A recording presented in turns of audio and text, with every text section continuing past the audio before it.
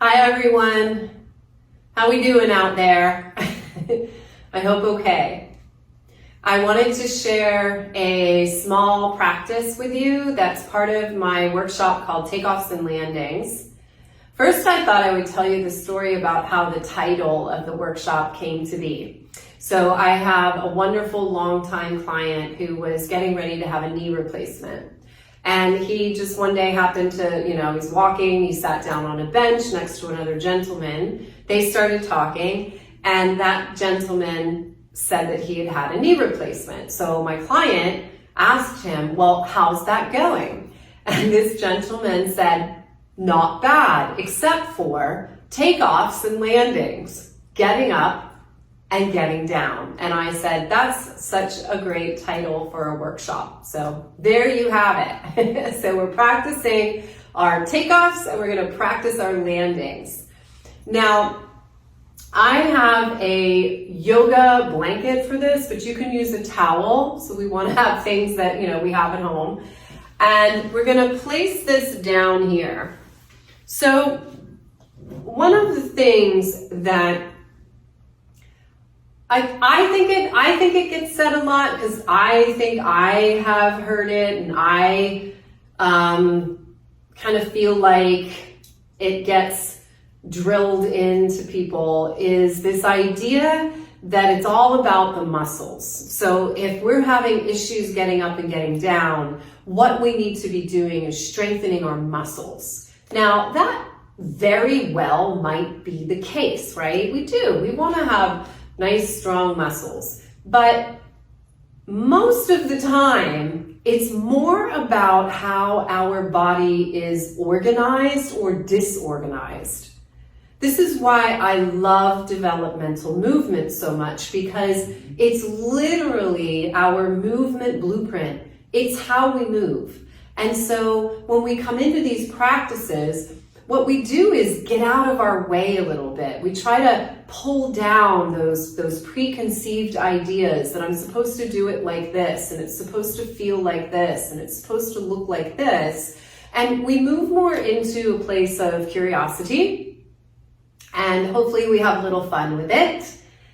And this practice is about the connection of your body and relationship to the ground, to space, and a little bit of your bone rhythms. We get far more into the workshop. This is just a little sampler. But the reason why I have the blanket underneath my feet is because a lot of us are lacking that extra needed mobility in the ankle to be able to take our center of gravity far enough over so that our feet can actually rebound like little trampolines from the ground. And then we take ourselves up from our feet to our head, which is a developmental pattern.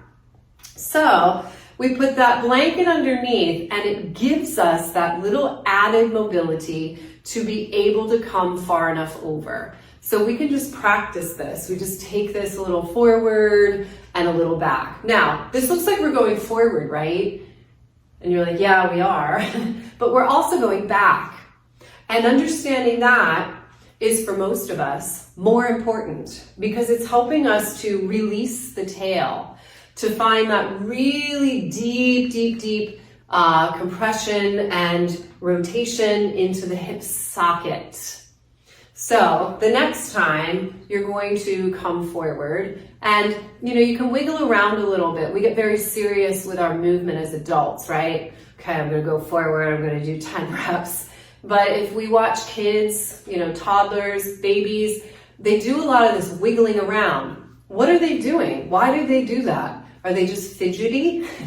No, the movement is helping them to understand the pathway of energy, the pathway of movement. So we're doing the same thing right now just by doing this movement. It's like, oh, I'm going here. Now I'm going to let you in on a little secret. You don't even have to come to the workshop.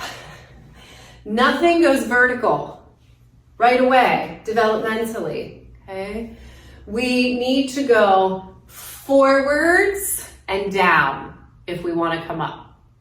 And then from here, you can take that center of gravity right over your feet.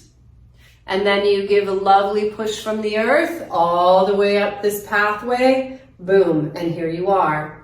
And then when you come back down, it's not about strong quads and butt muscles. You want to fold. You want to fold into yourself, find the tail, and then have a seat. Let's try that one more time. So we take our center of gravity forwards. You have a beautiful reach of your head and tail. Those are developmental patterns. I'm not making this up. Push through your feet. Here's another pattern to come up through the head. And then you flow back down. Boom.